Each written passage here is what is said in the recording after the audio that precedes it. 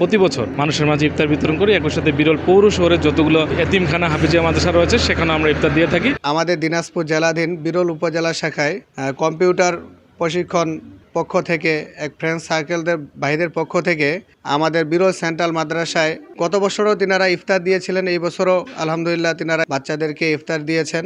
আমরা দোয়া করি যেন তাদের এই সংস্থা তারা অনেক দূর পর্যন্ত এগিয়ে যেতে পারে, তাদের মাধ্যমে যেন অসহায় দুরস্থ এবং গরিব এতিমদের বড় ধরনের খেদমত হয়। আমরা তাদের জন্য দোয়া কামনা করি, শুভকামনা করি।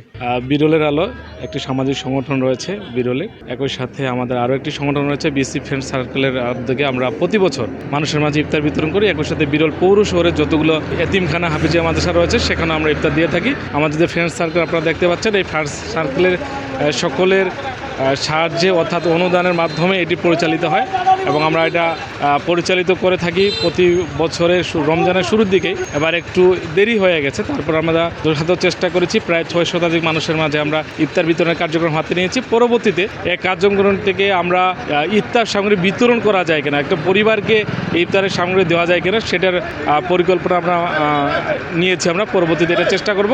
পরবর্তীতে আমাদের আরও একটি কার্যক্রম হাতে রয়েছে, সেটা হচ্ছে ঈদ পূর্ববর্তী, অর্থাৎ ঈদের পূর্বে আমরা কিছু দুস্থ মানুষের মাঝে ঈদ সামগ্রী বিতরণ করব, যেটার কারণে আমরা আসলে যে যারা দুস্থ পরিবার রয়েছে, যারা অসহায় পরিবার রয়েছে, তাদেরকে আমরা অন্ততপক্ষে ঈদ যেন ভালোভাবে কাটতে পারে সেই প্রক্রিয়াটি আমাদের রয়েছে। অবশ্য আমরা মূলত বিরলের অর্থাৎ দিনাজপুর জেলার বিরল থানায় আমাদের একটা সার্কেল আছে, আমার নিজস্ব ট্রেনিং সেন্টার আছে, সেটা বিসি কম্পিউটার সেন্টার বলে। সেই কম্পিউটার সেন্টারের আদলে আমরা অনেকেই পরিচিত হয়ে একসাথে বিভিন্ন ধরনের উপকারমূলক বা সামাজিক যে কার্যক্রমগুলো আছে সে কাজগুলো পরিচালনা করে থাকি।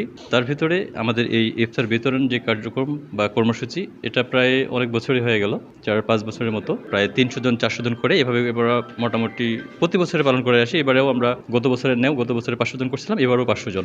এই 500 জন বলতে 500 জনের জন্য প্যাকেট আমরা রেডি করে সেটা রাস্তাঘাটে বিশেষ করে অটোওয়ালা হোক, রিক্সাওয়ালা হোক, এদেরকে দেয়। আবার এর পাশাপাশি আমাদের যে মসজিদ, মাদ্রাসা, এতিমখানা আছে, সেখানে যতগুলো এতিমখানায় মানে 4-5টা মেবি এতিমখানা আছে, এই 4-5টা এতিমখানাতে যতগুলো করে স্টুডেন্ট আছে সম্পূর্ণ করে তাদেরকে আমরা দিয়ে দিই।